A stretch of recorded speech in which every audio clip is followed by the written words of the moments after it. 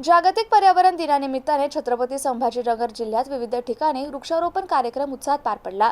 जिल्हा परिषद मुख्यालयासह फुलंब्री तालुक्यातही वृक्ष लागवड करून पर्यावरण संवर्धनाचा संदेश देण्यात आला।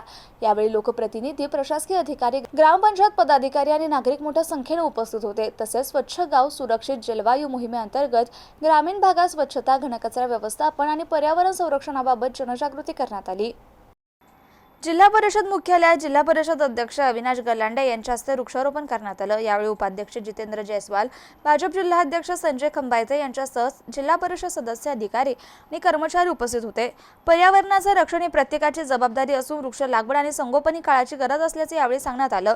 दरम्यान जिल्हाधिकारी विनय गौडा आणि अतिरिक्त मुख्य कार्यकारी अधिकारी वासुदेव सोळंके यांनी फुलंब्री तालुक्यातील मुर्शिदाबादवाडी येथे वृक्ष लागवड केली। तसेच स्वच्छ गाव सुरक्षित जलवायू मोहिमेअंतर्गत ग्रामपंचायतीमार्फत स्वच्छता, कचरा व्यवस्थापन आणि पर्यावरण संरक्षणासाठी विविध उपक्रम राबवून नागरिकांमध्ये जनजागृती करण्यात आली।